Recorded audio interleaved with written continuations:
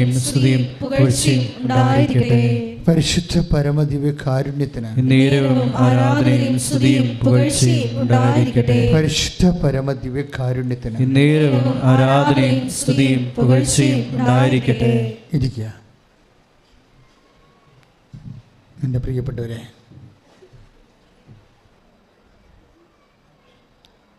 ഉടമ്പടി ധ്യാനത്തിനായി നമുക്ക് നമ്മളെ തന്നെ ഒരുക്കാം. ദൈവസ്നേഹത്തോടെ ഈ ധ്യാനത്തിൽ നമുക്ക് തന്നെ നമ്മുടെ മനസ്സിനെ അർപ്പിച്ചുകൊണ്ട് ആഴമായ വിശ്വാസ ബോധ്യങ്ങളിലേക്ക് കടന്നു വരാം. പ്രാർത്ഥിക്കുക.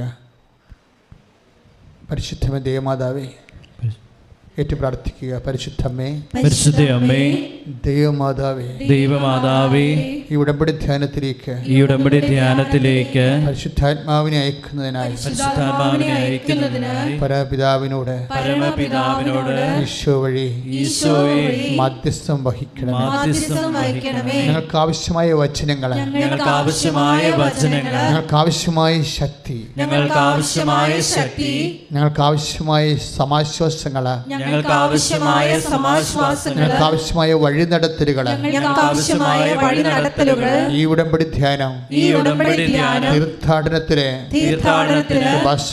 കൃപാസനത്തില് ഓൺലൈനായി ഓരോ സ്ഥലങ്ങളിലും ധ്യാനം കൂടുന്നവരെ അങ്ങ് ആശീർവദിക്കണമേ. വിശ്വാസ സ്നേഹത്താൽ അങ്ങയുടെ വചനം ഗ്രഹിക്കുന്നതിന് ആവശ്യമായ ആധ്യാത്മികമായ ആന്തരിക അഭിഷേകത്താൽ നിറക്കണമേ.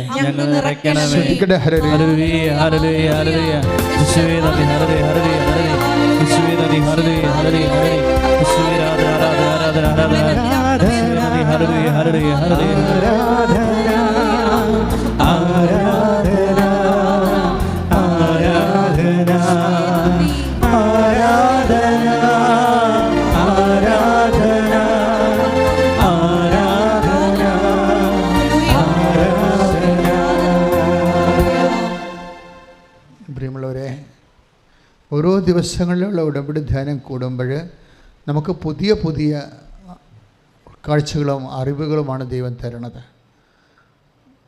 നമുക്ക് സാക്ഷ്യങ്ങളൊക്കെ പറയുമ്പോൾ ആൾക്കാർ almost all epoch of the life, ജീവിതത്തിൻ്റെ എല്ലാ മണ്ഡലങ്ങളിലുമുള്ള ആൾക്കാർ ജീവിതത്തിൻ്റെ എല്ലാ ആവശ്യങ്ങളുടെ മേലും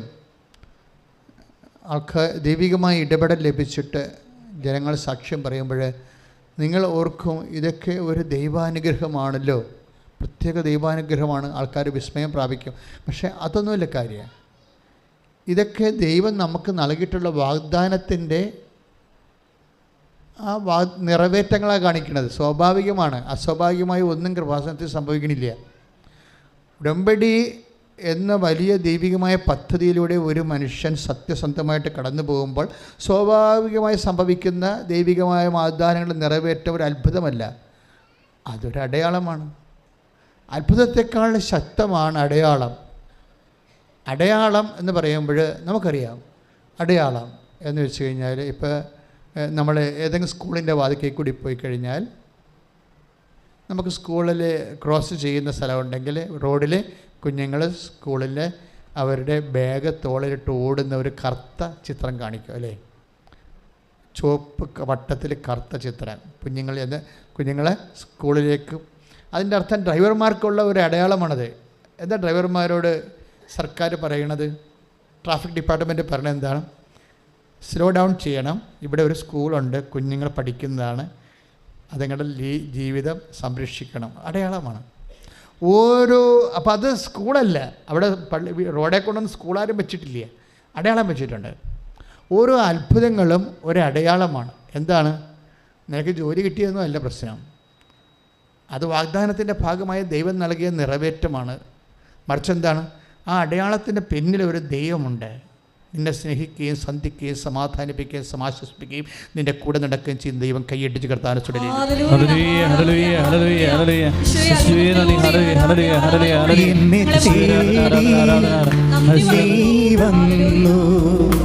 നിൻ സ്നേഹം പകരാ എന്നെ തേടി നീ വന്നു.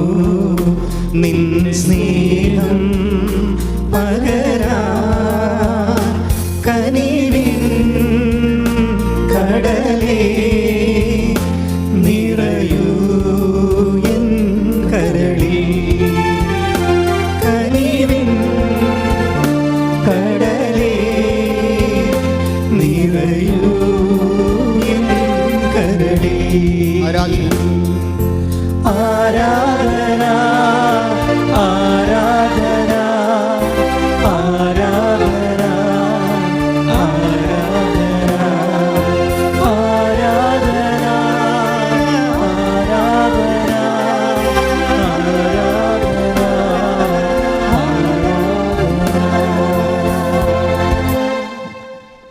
എൻ്റെ പ്രിയപ്പെട്ട കഴിഞ്ഞ ദിവസം ഇവിടെ അഞ്ചു ആൻ്റണി എന്ന് പറഞ്ഞൊരു മോള് ഒരു സാക്ഷ്യം പറഞ്ഞു. വലിയ സാക്ഷ്യമാണെന്ന് വെച്ച് കഴിഞ്ഞാൽ അത്ര വലിയ സാക്ഷ്യമല്ല, എന്നാൽ നമുക്ക് റെഫർ ചെയ്യാവുന്നൊരു കുറേ അധികം പോയിൻറ്റ്സ് എല്ലാം ഉണ്ട്. അഞ്ചു ആൻ്റണി ഒരു എയറോനോട്ടിക് എഞ്ചിനീയറാണ്. റാങ്കിൽ പഠിച്ചു വന്ന, എല്ലാ ബാച്ചിലും റാങ്ക് കിട്ടി പഠിച്ചു വന്ന എറണാകുളം കാര്യത്ത് ഏലൂർ സ്വദേശിയായ ഒരു എയറോനോട്ടിക് എഞ്ചിനീയറാണ്. എയറോനോട്ടിക് എഞ്ചിനീയർ വിമാനത്തിൻ്റെ എൻജിൻ സൈഡ് പഠിച്ചിട്ടുള്ള ആളാണ്. പക്ഷേ ആളിന് ജോലിയില്ല. ജോലിയില്ലാത്തതിൻ്റെ കാരണം വെച്ച് കഴിഞ്ഞാൽ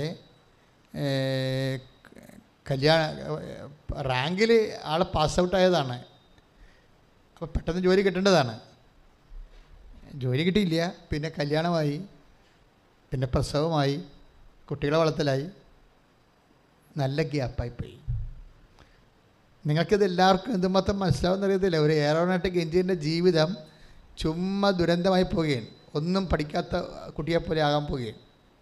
എന്താ കാര്യം? ഒരു കല്യാണം വന്നു, പിന്നെ കുട്ടികളായി, പിന്നെ വളർത്തി കഴിഞ്ഞപ്പോൾ ഗ്യാപ്പായി, കരിയർ ഗ്യാപ്പ് വന്നു. കരിയർ ഗ്യാപ്പ് വന്നു കഴിഞ്ഞാൽ പിന്നെ നിങ്ങൾക്ക് പ്രൊഫഷണൽസിനറിയാം കരിയർ ഗ്യാപ്പാണ് നമ്മുടെ ഏറ്റവും വലിയ വില്ലൻ എന്ന് പറയുന്നത്. പക്ഷേ ഉടമ്പടിയിൽ ഒരിക്കലും കരിയർ ഗ്യാപ്പിനാണ് എപ്പോഴും ഉടമ്പടി ടാർഗറ്റ് ചെയ്യുന്ന ഒരു ഗൺ പോയിൻറ്റിലാക്കുന്ന ഒരു സംഭവം കരിയർ ഗ്യാപ്പാണ്. എന്നുവെച്ചാൽ കരിയർ ഗ്യാപ്പോടുകൂടി എന്ത് വരും? ഉടമ്പടി ഞങ്ങൾ സടകുടഞ്ഞ് എഴുന്നേക്കും. എന്താ കാര്യം? നിൻ്റെ മെറിറ്റ് പോയല്ലോ. അതാ പ്രശ്നം. കരിയർ ഗ്യാപ്പിൽ നിനക്ക് ജീവിതത്തിൻ്റെ സമ്മർദ്ദങ്ങളും ജീവിതത്തിൻ്റെ ആവശ്യം. ഇപ്പോൾ കല്യാണം കഴിക്കണ്ടേ? ഇപ്പോൾ വെള്ളം നല്ലതാണ്, അത് വെള്ളത്തിൽ കിടക്കണം അല്ലേ? അപ്പോൾ എന്ത് പറ്റും? വെള്ളത്തിന് തുഴഞ്ഞു പോകാൻ പറ്റും. പക്ഷേ വള്ളത്തിൽ കിടന്നു കഴിഞ്ഞാൽ വെള്ളം മുങ്ങിപ്പോവും. ഇപ്പോൾ നമ്മൾ പഠിക്കണത് എന്തിനാണ്? ജീവിക്കാനാണ്. ജീവിതമില്ല എന്നുണ്ടെങ്കിൽ പിന്നെ എന്ത് പറ്റും? പഠിച്ചു, പണമുണ്ട്, പക്ഷേ ജീവിതമില്ല. അപ്പോൾ എന്ത് പറ്റി? പ്രൊഫഷൻ ജീവിതത്തെ അങ്ങ് വിഴുങ്ങും. അപ്പോൾ അങ്ങനെ വന്നു കഴിയുമ്പോൾ നമ്മൾ പ്രൊഫഷൻ നോൺസെൻസായിട്ട് മാറും. അപ്പോൾ ജീവിതം കരിപ്പിടിപ്പിക്കാൻ വേണ്ടി കല്യാണം കഴിച്ചു, അതിൻ്റെ ഭാഗമായിട്ട് കുഞ്ഞുങ്ങൾ വന്നപ്പോൾ കരിയർ പോയി, പ്രൊഫഷൻ പോയി. അത് എൻ്റെ മക്കളിത് നിങ്ങൾ ദൈവത്തെ ശരിക്കും സ്നേഹിക്കണമെന്ന് ഞാൻ പറയത്തുള്ളൂ. എന്താ സ്നേഹിക്കണമെന്ന് പറയാൻ കാരണം വെച്ച് കഴിഞ്ഞാൽ ഈ ലോകം മുഴുവൻ നോക്കണത് എങ്ങനെ നിന്നെ മെറിറ്റിൽ നിന്ന് ഔട്ടാക്കാവുന്ന നോക്കണത്. ലോകത്തിൻ്റെ മുഴുവൻ ലോകത്തിൻ്റെ മുഴുവൻ നിയമങ്ങൾ, എവിടെ സർക്കാർ നിയമമായാലും പ്രൊഫഷൻ്റെ നിയമമായാലും എല്ലാ നിയമങ്ങളും എൻ്റെ ഉദ്ദേശിക്കുന്നത് എന്താണ്? നിന്നെ ഡീമെറിറ്റിലാക്കുക എന്നുള്ളതാണ്. ദാറ്റ് മീൻസ് നിൻ്റെ ലൈഫ് സമ്മർദ്ദത്തിലാക്കി, കോമ്പറ്റീഷനിലാക്കി നിന്നെ ഔട്ടാക്കുകയാണ്. നിയമങ്ങൾ എന്ത് ചെയ്തതാണ്? ആരെയും രക്ഷിച്ചിട്ടില്ല, ഔട്ടാക്കിയതാണ് ചെയ്യണത്. ഈ നിയമം മനുഷ്യനെ ഔട്ടാക്കും. അത് ആത്മീയ നിയമമായാലും ശരി, അത് പാലിക്കാൻ പറ്റാമെന്ന് കഴിഞ്ഞാൽ നമ്മൾ പാപിയായില്ലേ? തീർന്നില്ലേ പരിപാടി? ആത്മീയ നിയമം. പക്ഷെ നമുക്കത് പാലിക്കാൻ പറ്റാമെന്നാൽ നമ്മളെന്ത് ചെയ്യും? സിന്നറായിപ്പോയി, ഔട്ടായി. നമ്മൾ ക്രിക്കറ്റിൽ നിന്ന് ഔട്ടാകണ പോലെ ഔട്ടായി. നിയമങ്ങളെല്ലാം മനുഷ്യനെ ഔട്ടാക്കുകയുള്ളൂ, എന്ന് വെച്ചാൽ അയോഗ്യമാക്കി കളയും. അതുകൊണ്ട് ബൈബിൾ പറയുന്ന ഒരു സത്യമുണ്ട്. എന്താണ്? നിയമം മോശ വഴി ഉണ്ടായതാണ്. മോശ വഴി ഉണ്ടായ സംവിധാനം പലപ്പോഴും അതിൻ്റെ ആ ഫ്രെയിമിൽ നിന്നെ കയറ്റി ഇറക്കി കഴിയുമ്പോൾ ഒന്നെങ്കിൽ നീ വിന്ന, അല്ലെങ്കിൽ നീ ഔട്ടായി പോകും. അപ്പോൾ ഔട്ടാകുന്നവരുടെ എണ്ണം കൂടുതലാണ് അല്ലേ? എല്ലാവരും ഇന്നാവെന്ന് വിചാരിക്കുന്നുണ്ടോ? ഇതാണ് വിഷയം വരുന്നത്. നിയമത്തിൻ്റെ ഒരു പ്രോബ്ലം അതാണ്. 100 പേര് ഈ നിയമത്തിൻ്റെ ഫ്രെയിമിലൂടെ കടത്തി വിട്ടാൽ 70 പേര് ഔട്ടാകും, 30 പേര് അകത്താകും, യോഗ്യരാകും. അപ്പോൾ 70 പേര് ദൈവം സൃഷ്ടിച്ചതല്ലേ? അവരുടെ ഭാവി എന്ത്? അതിനെക്കുറിച്ച് ദൈവത്തിൻ്റെ കരുതൽ എന്ത്? അതുകൊണ്ട് വചനം പറയുന്ന ഒരു ഓപ്ഷനുണ്ട്. എന്താണ്? നിയമം മോശ വഴി ഉണ്ടായി, കൃപയും സത്യവുമാകട്ടെ യേശു ക്രിസ്തു വഴി ഉണ്ടായി. കൈയെട്ടിച്ച് കർത്താവിനെ സ്തുതിക്കുന്നു. ഹല്ലേലൂയ, ഹല്ലേലൂയ, യേശുവേ നന്ദി, ഹല്ലേലൂയ, ഹല്ലേലൂയ, ഹല്ലേലൂയ, ഹല്ലേലൂയ, ഹല്ലേലൂയ, അവിടുത്തെ സ്നേഹത്തിന് നന്ദി പറയുന്നു. ഹല്ലേലൂയ. യേശുവേ നന്ദി.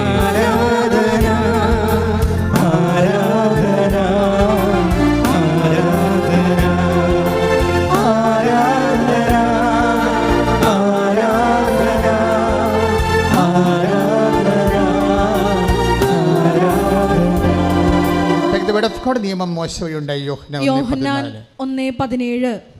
എന്തുകൊണ്ടെന്നാൽ നിയമം മോശ വഴി നൽകപ്പെട്ടു. പറഞ്ഞേ, എന്തുകൊണ്ടെന്നാൽ എന്തുകൊണ്ടെന്നാൽ നിയമം മോശ വഴി നൽകപ്പെട്ടു. കൃപയും സത്യവുമാകട്ടെ കൃപയും സത്യവുമാകട്ടെ യേശു ക്രിസ്തു വഴി ഉണ്ടായി. യേശു ക്രിസ്തു വഴി ഉണ്ടായി. അപ്പൊ മോശ വഴി നൽകപ്പെട്ട നിയമത്തിലൂടെ ആ നിയമം തന്നെ ഈ നിയമജ്ഞന്മാരും ഫരിസേയന്മാരും ചെന്നിട്ട് ആ നിയമത്തെ അവർ പിന്നെയും സങ്കീർണമാക്കുകയാണ് ചെയ്തത്. യേശുക്രിസ്തുവിൻ്റെ കാലത്ത് എപ്പോഴും ഫൈറ്റിംഗ് ഉണ്ടാവും അല്ല, എല്ലാ ദിവസങ്ങളിലും തന്നെ ആരെങ്കിലും ഒരു പ്രതിയോഗിയും യേശുവായിട്ട് ഫൈറ്റ് നടത്തുന്നത് കാണാം. കാര്യം ഈ കർത്താവിൽ കുറ്റം ആരോപിക്കാൻ വേണ്ടി ഒരു നിഴല് പോലെ ഇവരിങ്ങനെ തൂങ്ങിക്കെട്ടി പുറകെ നടക്കുന്ന ആൾക്കാരെ കാണാം. അവസാനം വരെ ഉണ്ടത്. കാര്യം ഇവർ നിയമങ്ങൾ സങ്കീർണമാക്കിയിട്ട് ഭൂരിഭാഗം മനുഷ്യരെ സമൂഹത്തിൻ്റെ പിന്നാമ്പുറങ്ങളിലും പുറംപോക്കിലും കളഞ്ഞ ആൾക്കാരാണ്. എന്താ കാര്യം? നിയമം സങ്കീർണമാക്കുന്ന അനുസരിച്ച് കൊണ്ട് ഇപ്പം സാബത്തിൽ ഒരു നിയമമുണ്ട് അല്ലേ? നിയമത്തിൻ്റെ ഒരു ഭാഗമാണ് സാബത്ത് കർത്താവിൻ്റെ ദിവസം പരിശുദ്ധമായി ആചരിക്കണം. അതൊരു നിയമമാണ്. It's okay. ആ നിയമത്തിൻ്റെ പെരുക്കങ്ങൾ എന്തുമാത്രം വന്നെന്നറിയാം? 3850 പെരുക്കങ്ങൾ വന്നതിൻ്റെ ആ നിയമം വ്യാഖ്യാനിക്കാൻ വേണ്ടി നിയമജനം ഉണ്ടാക്കിയതാണ്. അതിൻ്റെ ഉള്ളിലാണ് ഒരു സാബത്തിൽ ചെറിയ നമ്മൾ ബൈബിൾ വ്യാഖ്യാന പുസ്തകം വായിക്കുമ്പോൾ രസകരമായ ഒരു സംഭവം വിവരിക്കുന്നത് റബിയുടെ പുസ്തകത്തിൽ. അതായത് ഒരുത്തൻ്റെ ചെരുപ്പ് സൂര്യാസ്തമയം വരെയാണല്ലോ ഈ സാബത്ത് നിലനിൽക്കുന്നത്. അപ്പോൾ സൂര്യാസ്തമയത്തിന് മുമ്പ് നടന്നു പോകുന്ന സമയത്ത് ഒരുത്തൻ്റെ ചെരുപ്പ് വള്ളി പൊട്ടിപ്പോയി. അപ്പം അതിനകത്ത് വള്ളി പൊട്ടിപ്പോയാൽ എന്ത് ചെയ്യണമെന്ന് മോസസ് പറഞ്ഞിട്ടില്ല. മനസ്സിലായില്ലേ? യാത്രക്കാരൻ്റെ ചെരുപ്പിൻ്റെ വള്ളി പൊട്ടിപ്പോയാൽ സാബത്താണെങ്കിൽ എന്ത് ചെയ്യണമെന്ന് മോസസ് പറഞ്ഞിട്ടില്ല. പക്ഷേ ലേവ്യ പുസ്തകത്തിൽ ചുമടെടുക്കരുതെന്ന് പറഞ്ഞിട്ടുണ്ട്. അതാണ് ആ നിയമത്തിൻ്റെ സങ്കീർണത പറഞ്ഞത് അങ്ങനെയാണ്. പെരുക്കം വരുന്നത് അങ്ങനെ ചുമടെടുക്കരുതെന്ന് പറഞ്ഞിട്ടുണ്ട്. ഭാരമുള്ള ജോലികൾ. അപ്പോൾ വള്ളി പൊട്ടിയ ചെരുപ്പ് നമുക്ക് ഉപേക്ഷിക്കാൻ പറ്റുമോ? അതെടുത്താൽ ചുമടായി പോകത്തില്ലേ? അപ്പോൾ അത് പാപമായി പോകത്തില്ലേ? അപ്പോൾ അതുകൊണ്ട് എന്ത് പറയും, യഹൂദന്മാരെന്ത് ചെയ്യും? വള്ളി പൊട്ടിയാൽ ആ അസ്തമിക്കണ വരെ ആ ചെരുപ്പ് വള്ളി പൊട്ടിയ ചെരുപ്പിൻ്റെ അടുത്ത് നിൽക്കും. അതാണ് ഒരു മനുഷ്യൻ്റെ ഭാരം തന്നെ, ജീവിതഭാരം തന്നെ. കണ്ടില്ലേ? നിങ്ങളാണെങ്കിൽ കൃപാസനത്തെ വെച്ച് വള്ളി പൊട്ടിക്കാൻ മിക്കവാറും ആൾക്ക് ഞങ്ങളിവിടെ 10-12 ചെരുപ്പൊക്കെ എല്ലാ ദിവസവും കെട്ടിക്കൊണ്ടുപോയി അവിടെ ഞങ്ങളുടെ അവിടെ ഒരു ഇതെല്ലാം കൂട്ടിയിടുന്ന സ്ഥലമുണ്ട്, അവിടെ കൊണ്ടിടും. കാര്യം വെച്ച് കഴിഞ്ഞാൽ പല ആൾക്കാരുടെയും പരിപാടി എന്നറിയാമോ? ചിലരുടെ ചെരുപ്പ് മാറിപ്പോകും. ചില ആൾക്കാർ പഴയ ചെരുപ്പാണ് തന്നെ ഇവിടെ വരുമ്പോൾ അത് ഉപേക്ഷിച്ചിട്ടും പോകും. അത് ചിലപ്പോൾ നടന്ന് ഞങ്ങൾ പറയണില്ല, വേറെ ചെരുപ്പ് മാറിയിട്ടുണ്ട് പോകുമെന്ന് പറയത്തില്ല. ഉടമ്പടി ധ്യാന കേന്ദ്രത്തിൽ വന്നിട്ട് ആരെങ്കിലും പുതിയ വേറെ ആൾക്കാരുടെ നല്ല ചെരുപ്പ് അല്ലെങ്കിൽ പിന്നെ കക്കാൻ വേണ്ടി മാത്രമല്ല. അപ്പോൾ അവരെക്കുറിച്ച് നമുക്ക് പറയേണ്ട കാര്യമില്ല. പക്ഷേ അതേസമയം തന്നെ ഒത്തിരി ചെരുപ്പുകൾ ഇവിടെ വരുന്നുണ്ട്. ബാക്കി നിങ്ങൾ പോയി കഴിയുമ്പോൾ 5 മണിയാകുമ്പോൾ നോക്കിയാൽ മനസ്സിലാവും. കുറേ ചെരുപ്പുകൾ ഇങ്ങനെ രാത്രി 9 മണിക്ക് ക്ലീൻ ചെയ്യുന്ന ആൾക്കാർ താക്കൽ കെട്ടിക്കൊണ്ട് മരച്ചുവിട്ടിടും. അപ്പുറത്തൊരു സ്ഥലമുണ്ട് അവിടെ. എന്താ സംഭവം എന്ന് വെച്ച് കഴിഞ്ഞാൽ എപ്പോഴും നമ്മൾ ശ്രദ്ധിക്കേണ്ടത് ഇത് ഒരു വിഷയമാണ് ഞാൻ പറഞ്ഞത്. അതെന്താ സംഭവിച്ചു കഴിഞ്ഞാൽ ഇതുപോലെ ജീവിതം സങ്കീർണമാക്കുമ്പോൾ അത് പാലിക്കാൻ പറ്റാത്തവരുടെ എണ്ണം കൂടിക്കൂടി വരും. നമ്മുടെ സബ്ജക്റ്റ് എന്താണ്? മെറിറ്റില്ലാത്ത ആൾക്കാരുടെ എണ്ണം സമൂഹത്തിൽ പാലിക്കാൻ പറ്റാതെ വരുമ്പോൾ നിയമം സങ്കീർണമാകുന്നതോടുകൂടി എന്ത് പറ്റും? നിയമം ടൈറ്റായി കഴിഞ്ഞാൽ ആനുകൂല്യം അർഹിക്കാത്ത ആൾക്കാരുടെ എണ്ണവും അവകാശികളുടെ എണ്ണമൊക്കെ കുറഞ്ഞു വരും. അവകാശികളുടെ എണ്ണം കുറഞ്ഞു വരും. ബാക്കി അപ്പോൾ കുറഞ്ഞു വരുമ്പോഴും അതേസമയം തന്നെ അവകാശികളുടെ എണ്ണം എന്ന് വെച്ച് കഴിഞ്ഞാൽ അവകാശം പ്രാപിക്കാത്തവരുടെ എണ്ണം കൂടിക്കൂടി വരും. യോഗ്യതയില്ലാത്തവരുടെ എണ്ണം കൂടിക്കൂടി വരും. ഇത് സമൂഹത്തിൻ്റെ ഒരു പ്രത്യേകമായ ഒരു ജീവിത ദുരന്തമാണ്. അതായത് ഈ നിയമം സങ്കീർണമാകുകയും അതുപോലെ തന്നെ അത് അവകാശം പ്രാപിക്കാൻ കഴിവില്ലാത്തവരുടെ എണ്ണം കൂടി വരികയും ചെയ്യുമ്പോൾ അവരെന്ത് ചെയ്യും? അവർ നിസ്സഹായരായി പോകും. അപ്പോൾ നിസ്സഹായരായ ജനം ദൈവത്തിൻ്റെ ഒരു ടാർഗറ്റാണ് എപ്പോഴും. അവിടുത്തെ ജനം നിസ്സഹായരും പരിഭ്രാന്തരുമാണെന്ന് പറഞ്ഞു. യേശു അപ്പം വർദ്ധിപ്പിക്കാനുള്ള ഒരു സാഹചര്യത്തെക്കുറിച്ച് പറയുമ്പോൾ അപ്പം വർദ്ധിപ്പിക്കാനുള്ള അവൻ ജനക്കൂട്ടത്തെ കണ്ടു. ആ ജനക്കൂട്ടം നിസ്സഹായവും ആരും സഹായിക്കാനില്ലാത്തവരും, പിന്നെന്താണ്, ആരും സഹായിക്കാനില്ലാത്തെങ്കിൽ പിന്നെ അടുത്ത വികാരം എന്താ പറയണത്? പരിഭ്രാന്തരെ. വചനം അഡ്രസ്സ് ചെയ്യുന്ന വലിയൊരു ജീവിതാവസ്ഥയാണ്. Take the bed of God. സ്തുതിക്കട്ടെ. ഹല്ലേലൂയ ഹല്ലേലൂയ ഹല്ലേലൂയ ഹല്ലേലൂയ ഹല്ലേലൂയ. യേശുവേ നന്ദി. ഹല്ലേലൂയ. ആരാധന ആരാധന ആരാധന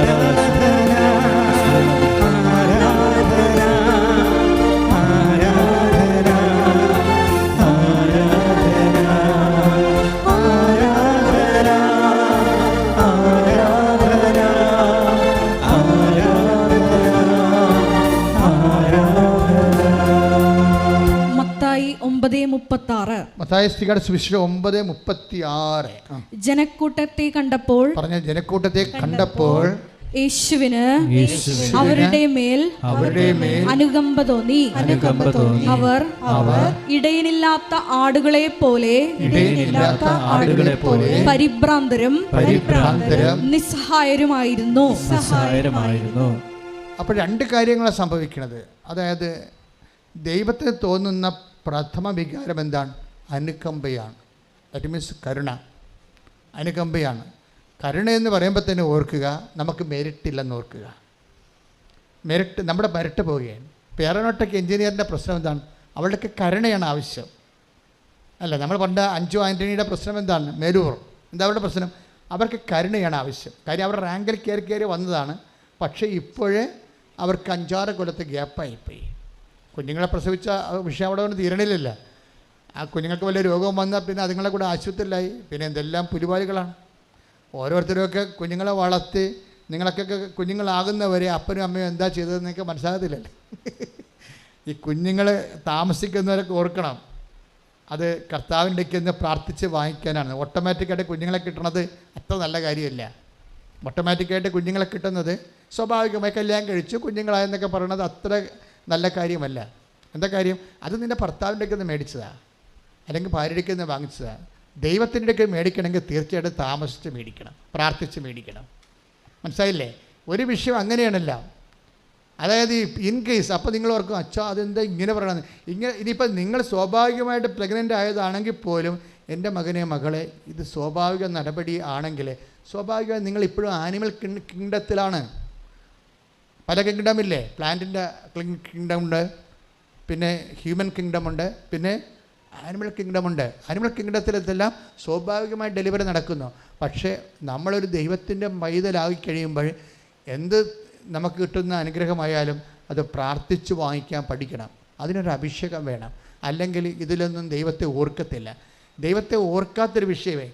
ഒരാൾ ദൈവമായിട്ട് എന്തുമാതിരി, ഇന്നിപ്പോൾ ഞാൻ കൊച്ചനോട്, നമ്മുടെ പ്രഭുച്ചനോട് അതിനെക്കുറിച്ച് സംസാരിക്കുകയായിരുന്നു. അതാ രോമമുള്ളതെന്ന് ഓർക്കില്ലേ, ഇന്നത്തെ സ്ട്രോക്ക് അതായിരുന്നു. അതായത് നമ്മളെപ്പോഴും നമ്മൾ ശ്രദ്ധിക്കേണ്ടത്, നമ്മൾക്ക് ഒരു ഇടക്കും തലക്കൊക്കെ നമ്മൾ ദൈവത്തെ ചുമ്മാ ഓർക്കണം. അങ്ങനെ ഓർക്കുന്ന ഒരാളാണ് നീയെങ്കിൽ നീ ദൈവ പൈതലാണ്. ചുമ്മാ വെറുതെ ഇരിക്കുന്ന സമയത്തൊക്കെ ദൈവത്തെക്കുറിച്ച് അല്ലാതെ ഓട്ടോമാറ്റിക്കായിട്ട് ഓർക്കണം. ദൈവത്തെ ഓർക്കുകയും അപ്പോൾ ഹൃദയത്തിൽ മധുരം തുളുമ്പുകയും ഒക്കെ ചെയ്യണം. ദൈവത്തിൻ്റെ പരിപാലനം ഓർത്തുകൊണ്ടും. അല്ലാതെ ഒരു ഇഷ്യൂ ഉണ്ടായി, ഞങ്ങൾ ഇന്ന് ബ്രേക്ക്ഫാസ്റ്റിന് ഇരിക്കുമ്പോൾ പറഞ്ഞതാണത്. ഒരു ഇഷ്യൂ ഉണ്ടായി, മകൾ കണ്ടവൻ്റെ പുറകെ പോയപ്പോൾ അയ്യോ എന്നും പറഞ്ഞ് കാലിയെ കെട്ടിക്ക് വീണ അമ്മ ദൈവത്തെ ഓർക്കണത്. മണ്ടത്തരം, തീർന്നില്ല പരിപാടി. ദൈവത്തെ നീ നിരന്തരം ഓർത്ത് ജീവിക്കുന്നതാണ് നിനക്ക് വേണ്ടിയല്ല, ദൈവത്തിന് വേണ്ടി. നീ ദൈവത്തെ ഓർക്കത്തില്ലെന്ന് ഞാൻ പറയത്തില്ല, പക്ഷേ ആ ഓർക്കണ ഓർമ്മ മുഴുവൻ നിൻ്റെ കാര്യത്തിന് വേണ്ടിയാണ്. അപ്പോൾ നീ ദൈവവേദനല്ല, നിൻ്റെ റിലേറ്റീവ് നീ തന്നെയായിരിക്കും. അവിടെ ദൈവത്തിന് വേറെ ചാൻസ് ഒന്നുമില്ല. ദൈവത്തെ ഒന്നിനും വേണ്ടിയല്ലാതെ ഓർക്കുന്നവരുണ്ടെങ്കിൽ ഒന്ന് കൈവയ്ക്കും. സത്യമേ പറയാവൂ, തവിടെ കൈവെട്ടിക്കളയും. ദൈവത്തെ ഒന്നിനും വേണ്ടിയല്ലാതെ ദൈവത്തിന് വേണ്ടി മാത്രം ഓർക്കുന്നവരുണ്ടെങ്കിൽ സത്യസന്ധമായിട്ട് ഒന്ന് കൈവയ്ക്കേ. സീറോയാണ്. ഇത്രയേ ഉള്ളൂ. This is our spirituality. ദൈവത്തെ ഒന്നിനും വേണ്ടിയല്ലാതെ. അപ്പോൾ ദൈവത്തെ നമ്മൾ ഓർക്കണത് എന്തിനു വേണ്ടിയാണ്? അതെന്താണ്? നമ്മളുടെ എന്തെങ്കിലും കാര്യസാധ്യത്തിന് വേണ്ടി മാത്രമാണ്. ഇതാണ് ഭയങ്കരമായ ഒരു പോവർട്ടി, സ്പിരിച്വൽ പോവർട്ടി, ആധ്യാത്മിക ദാരിദ്ര്യം. ഒന്ന് പ്രാർത്ഥിച്ച്. കർത്താവായ ദൈവമേ, കർത്താവായ ദൈവമേ, ദൈവത്തിന് വേണ്ടി ഓർക്കുന്ന, ദൈവത്തിന് വേണ്ടി ഓർക്കുന്ന ധനികരായ ദൈവ പൈതലായി ഞങ്ങളെ അഭിഷേകം ചെയ്യണം. ഹല്ലേലൂയ, ഹല്ലേലൂയ, ഹല്ലേലൂയ. ഈശ്വര ആരാധന, ആരാധന, ആരാധന, ആരാധന, ആരാധന. ഹല്ലേലൂയ, ഹല്ലേലൂയ, സ്വന്തമാക്കുവാൻ അവർക്ക് വേണ്ടി ദാസിച്ചു പ്രാർത്ഥിക്കുന്നു. ഹല്ലേലൂയ. ഞങ്ങളെ അഭിഷേകം ചെയ്യണമേ. Hallelujah, hallelujah.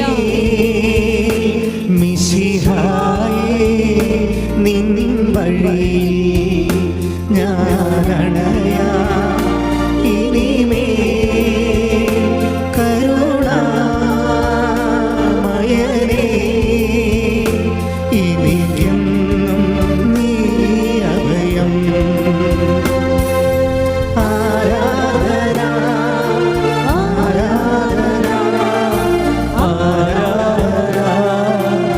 ആരാധന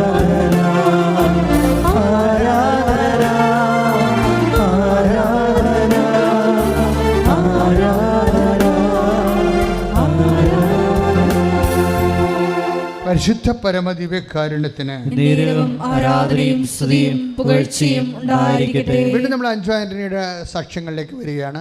അവർക്ക് ഒരു 6ാമത്തെ വർഷം ഒരു ഇൻ്റർവ്യൂവിന് വിളിച്ചു.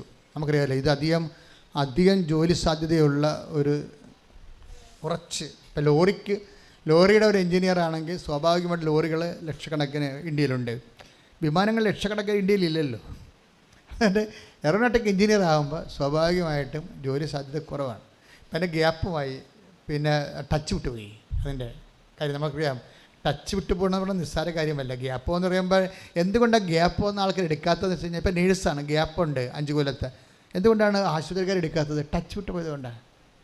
ഇപ്പം ഞാൻ സംസ്കൃതം പഠിച്ച ആളാണ്, ഗ്രീക്കും പഠിച്ചിട്ടുണ്ട്, ലാറ്റിനും പഠിച്ചിട്ടുണ്ട്. എല്ലാം ഓരോ കൊല്ലം ടച്ചിന് പഠിച്ചതാണ്. ഹിന്ദി സ്കൂളിൽ പഠിച്ചതേ ഉള്ളൂ. പക്ഷേ ഈ സാധനമെല്ലാം ടച്ച് വിട്ട് പോയി. എന്നുവെച്ചാൽ ഞാനിപ്പോൾ ഉപയോഗിക്കുന്നത്, എനിക്ക് ലേഖനങ്ങൾ എഴുതുമ്പോൾ ഞാനിപ്പോൾ അന്ന് മുതൽ അച്ഛനായ കാലം മുതൽ ഇന്ന് വരെ എഴുത്തും വായനയുണ്ട്.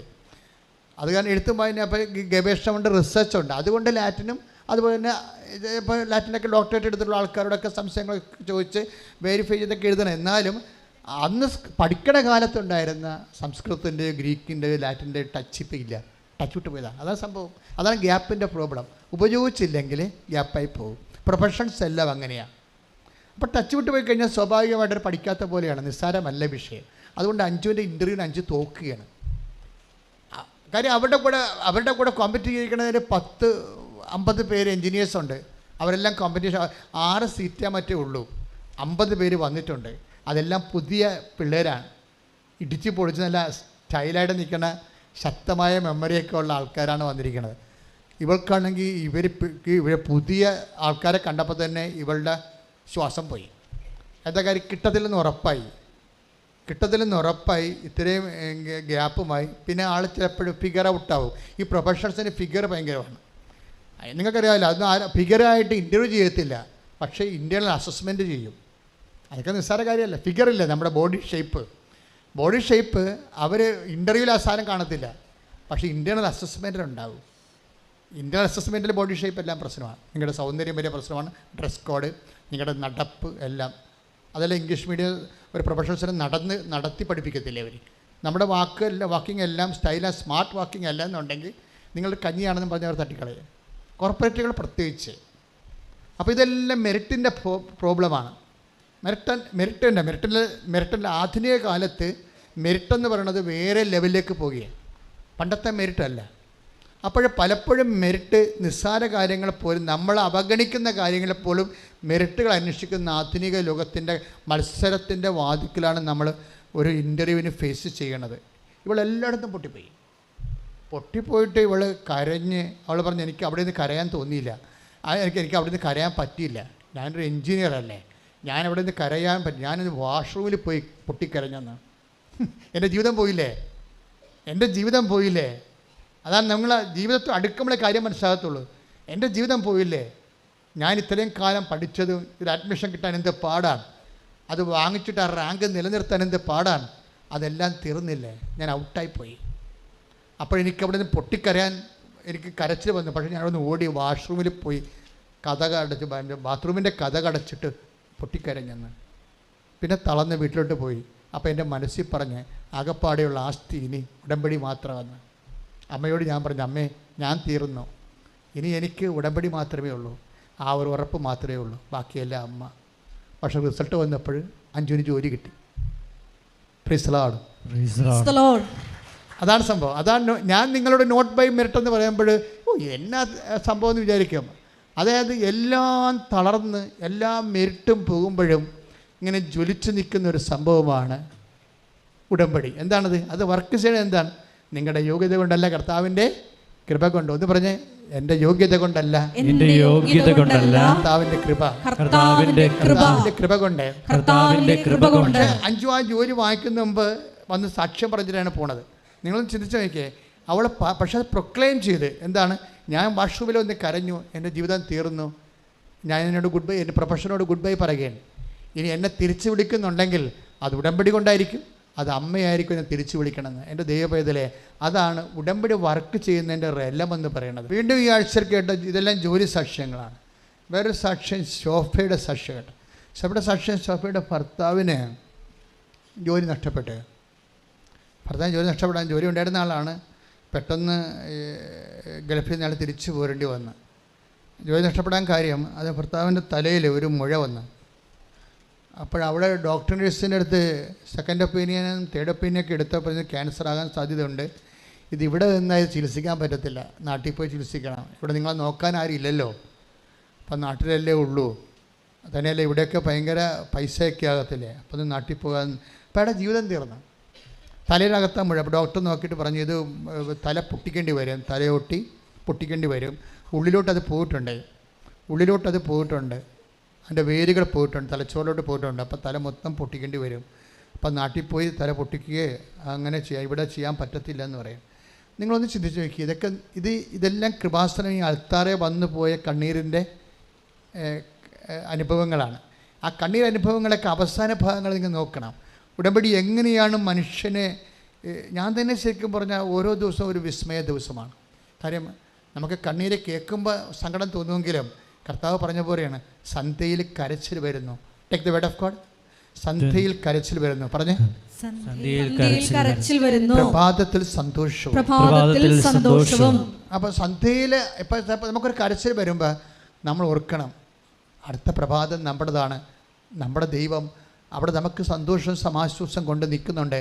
കാര്യം 5 പറഞ്ഞില്ലേ, ഇനിയൊരു ഉറപ്പ് ഉടമ്പടി മാത്രം, ഇനിയൊരു ഉറപ്പ് ഉടമ്പടി മാത്രം. എല്ലാം പോയി, എൻ്റെ റാങ്കും പോയി, എൻ്റെ പ്രൊഫഷനും പോയി, ഇനിയൊരു ഉറപ്പ് ഉടമ്പടി മാത്രം. അപ്പോൾ ഉടമ്പടിയിൽ അവർക്കൊരു വിശ്വാസമുണ്ട്, അതാണ് വിഷയം. ചില ആൾക്കാർക്ക് തോറ്റു പോകുമ്പോൾ ഉടമ്പടി മറന്നു പോവര്. പക്ഷെ 5 മറന്നില്ല. 5 പറഞ്ഞ് ഇനിയൊരു ഉറപ്പ് ഉടമ്പടി മാത്രം. പക്ഷെ അമ്മ അത് ടേക്കപ്പ് ചെയ്തു. എൻ്റെ മക്കളെ, നിങ്ങളുടെ ലൈഫിൽ നിന്ന് നിങ്ങളുടെ മെരിറ്റ് ലൂസായി നിങ്ങൾ ഇങ്ങനെ ഡെസേർട്ടഡായി പോയാൽ, മരുഭൂമിയിൽ ഇങ്ങനെ അനാഥമായി ഉപേക്ഷിക്കപ്പെട്ട് പോയാലും നിങ്ങൾ ഓർക്കേണ്ടത് ദൈവവുമായിട്ട് ചെയ്ത ഉടമ്പടിയാണ്. എന്താ കാര്യം? അവൻ വിശ്വസ്തനായിരിക്കും എന്നുള്ളത്. ആ ഉടമ്പടിയെക്കുറിച്ച് വ്യക്തതയും ബോധമുള്ള ആൾക്കാരെ ഉടമ്പടി പാലിച്ചു കൊണ്ടേയിരിക്കും. അല്ലാതെ എന്തെങ്കിലും ഒരു തട്ട് കിട്ടിക്കഴിയുമ്പോൾ ഉടമ്പടി ഡൗൺ ആക്കി, എവിടെയെങ്കിലും ഒന്ന് ഉടമ്പടി അല്പം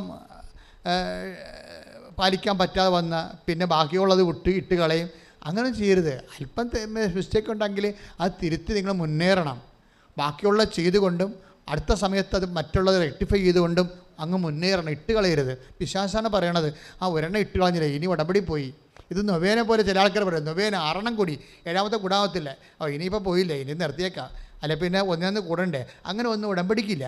ഉടമ്പടി സിമ്പിളായിട്ട് ഉള്ള വിഷയം എന്ന് പറഞ്ഞാൽ, നിനക്കിപ്പോൾ തെറ്റിപ്പോയി, നീ തെറ്റിപ്പോയെങ്കിൽ നീ മുട്ട് കുത്തി കണ്ണീരോടെ പറഞ്ഞ, കർത്താവേ എനിക്ക് തെറ്റിപ്പോയി, അതുകൊണ്ട് ഞാൻ ഇത് വീണ്ടും അങ്ങയോടുള്ള ഉടമ്പടിയിൽ കാര്യം ദൈവം നിലനിൽക്കുന്നുണ്ടല്ലോ, ദൈവം നിൻ്റെ ഉടമ്പടി തന്നെ ഇപ്പോഴും ഉണ്ട്, ദൈവം ഇട്ടു പോയിട്ടില്ല. അതുകൊണ്ട് 2 തിമോത്തി 2:13 പ്രധാനപ്പെട്ട വചനമാകുന്നത്. 2 തിമോത്തി 2:13 എന്തുകൊണ്ടാണ് ഏറ്റവും പ്രധാനപ്പെട്ട വചനമാകുന്നത്? നിങ്ങൾ അവിശ്വസ്തരായിരുന്നാലും ഞാൻ വിശ്വസ്തനായിരിക്കും. Praise the Lord. അപ്പോൾ ഇപ്പം നമ്മളിപ്പോൾ ഇപ്പോൾ പണ്ടൊക്കെ ഈ കുഞ്ഞുനാളിലൊക്കെ ഈ കയർ പിരിക്കണ ഒരു പരിപാടിയുണ്ട്. ഇപ്പോൾ കയർ പിരിക്കുമ്പോൾ ആ 2 കയറിട്ടിട്ട് അപ്പുറത്ത് ഇപ്പം ആൾക്കാർ നാട്ടിൻ പുറത്ത് കൈക്ക് പിരിച്ചുകൊണ്ടിരിക്കും. അപ്പോൾ കയറിന് മുറുക്കം വരുമ്പോൾ ഏറ്റവും തളർന്ന, ഇപ്പോൾ അപ്പുറത്തേക്കണത് ഇത്തിരി ബലഹീനമായ പാർട്ടിയാണെങ്കിൽ അവരുടെ കയ്യിൽ നിന്ന് അത് വിട്ടുപോകും. പക്ഷേ അപ്പനും അമ്മയാണ് ഇപ്പുറത്ത് നിൽക്കണമെന്നുണ്ടെങ്കിൽ അവർ ആ കയ്യിൽ നിന്ന് വിട്ടുപോകത്തില്ല. ഉടമ്പടി രണ്ടുപേരുടെ കയ്യിൽ നിന്ന് ഒരിക്കലും വിട്ടുപോകത്തില്ല. നിൻ്റെ കയ്യിൽ നിന്ന് വിട്ടുപോയാലും ദൈവത്തിൻ്റെ കയ്യിൽ നിൻ്റെ ഉടമ്പടിയുടെ ഒരറ്റം ഉണ്ടാകും. അപ്പോൾ പിന്നെ നീ എന്താണ്, വിട്ടുപോയ ഉടമ്പടി നീ എടുത്താൽ പോരെ? നീ ദൈവത്തോട് മാപ്പ് ചോദിച്ചുകൊണ്ട് റീസ്റ്റാർട്ട് ചെയ്യണം. അത്രയും ജീവിതം തീർന്നുവെന്ന് സോഫയും ഹസ്ബൻഡും വിചാരിക്കുന്നു. അവർക്കുള്ളത് എന്താണ്? ഉടമ്പടിയുടെ ഒരു ബലമാണ്. പക്ഷെ നാട്ടിൽ വന്ന് ഇങ്ങനെ തലയൊട്ടി പൊളിച്ച് തലച്ചോറിൻ്റെ ഉള്ളിലേക്ക് പോകുന്ന വേരുള്ളതാണ്, മേജർ ഓപ്പറേഷനാണ്, കുടുംബം വെളുത്തു പോകുന്നൊക്കെ വിചാരിച്ച് പേടിച്ച് പ്രാർത്ഥിച്ച് ഉടമ്പടി എടുത്തിട്ടാണ് ഇവർ ഇതെല്ലാം ചെയ്യണത്. പക്ഷേ റിസൾട്ട് വന്നപ്പോൾ അത് വെറും ഒരു വെള്ളം മാത്രമാണെന്നും കൊഴുപ്പ് കെട്ടിയിരിക്കണമെന്നും സിമ്പിളായിട്ട് ആ വിഷയം കൈകാര്യം. അപ്പോൾ പെട്ടെന്നാണ് ഇങ്ങനെ ഒരു കാർമേഘം പോലെ വരണത്. അപ്പോൾ കാർമേഘം വരുമ്പോഴേ ഇങ്ങനെ അപ്പം തന്നെ മഴ പെയ്ത് നമ്മുടെ വീട് മുങ്ങിപ്പോയി ഒഴുകിപ്പോകുന്നും പ്രളയമായി ഒഴുകിപ്പോകുന്നൊന്നും ധരിക്കരുത്. കാര്യം നമ്മൾക്കൊരു ഉറപ്പെന്താണ്? നമ്മുടെ വിശ്വാസമാണ്, ദൈവത്തിലുള്ള വിശ്വാസം. അപ്പോൾ എൻ്റെ മക്കളെന്താ ചെയ്യണമെന്ന് വെച്ച് കഴിഞ്ഞാൽ ഈ ഇഷ്യൂസ് ഉണ്ടാകുമ്പോൾ മാത്രം ദൈവവുമായിട്ട് ഒരു റിലേഷൻ വെക്കരുത്.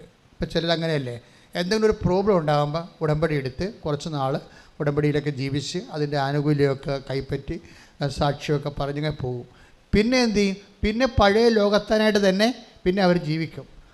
അതാണ് പ്രോബ്ലം. അത് ദൈവത്തിന് നേരത്തെ അറിയാം.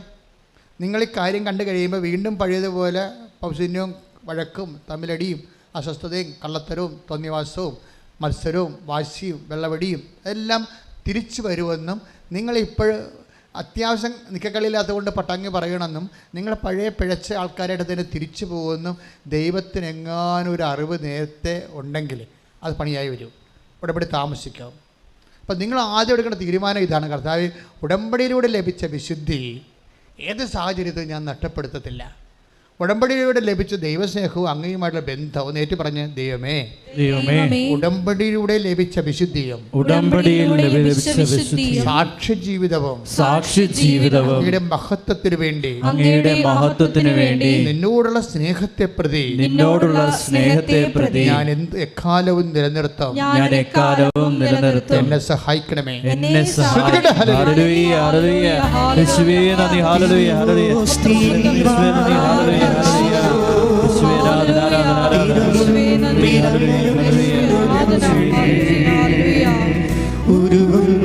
ഹൃദയത്തിൻ നൊമ്പരങ്ങൾ കരതാരിലേ